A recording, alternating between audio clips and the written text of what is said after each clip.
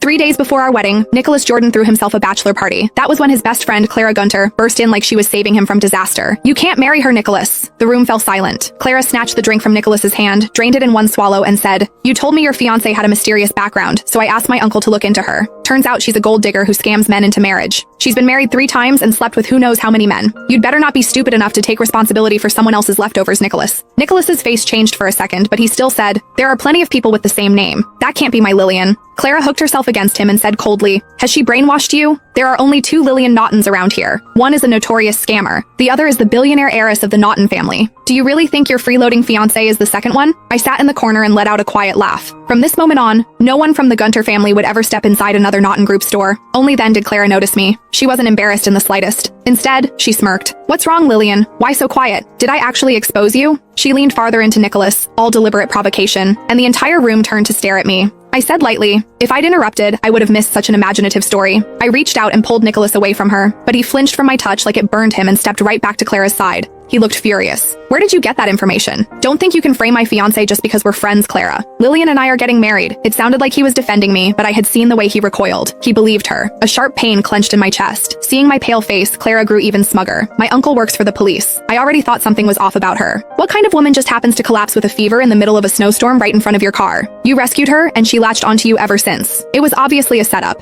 I didn't want to see you get conned, so I had my uncle run her ID. And what do you know? Lillian is a notorious marriage scammer." The room erupted in whispers. Clara held up her phone. "I went through all this trouble for you, and this is how you react?" Nicholas grabbed the phone and stared at the screen. The name on it was Lillian Naughton. Just like Clara said, there were 2 people with that name. One the heiress of the powerful Naughton family, the other an infamous gold digger. The system was updating, so neither profile showed a photo. The atmosphere around Nicholas turned ice cold. He slammed the phone to the floor. "There isn't even a picture. Maybe she really is." His voice cut off. He seized my wrist and demanded, "Tell me the truth. Did you collapse in front of my car on purpose that day, Lillian?" My wrist throbbed, but it was nothing compared to my chest. I had planned to tell him at the wedding that I was the heiress of the Naughton family in Halport, and that I would approve the Jordan family's business proposal with Naughton Group as my wedding gift. Now, after a few rumors and no proof at all, this was what I got. I forced out, "You don't believe me?" The whispers around us only grew uglier. She was obviously caught. The first time they met, she collapsed in front of the Jordan family's limited edition Rolls Royce. He's marrying her without even checking her background? Mr. Jordan bought her so much jewelry, she barely wore any of it. Did she pawn it? Then someone sneered, "Just look at her face. She probably got plastic surgery just to trap rich men." Clara hit Nicholas on the shoulder in frustration. "You're blinded by her looks. How can you still doubt me with all this evidence?" "Fine. Go ahead and let her ruin you. Women like her love fools like you." I had tolerated enough. I said coldly, "Watch what you say. Defamation can send you to jail. And what makes you so sure I can't be the heiress of the Naughton family?" Nicholas took it as a threat. He shoved me hard enough to make me stumble, his eyes dark and hostile. "How dare you threaten Clara in front of me?" Then he turned and said,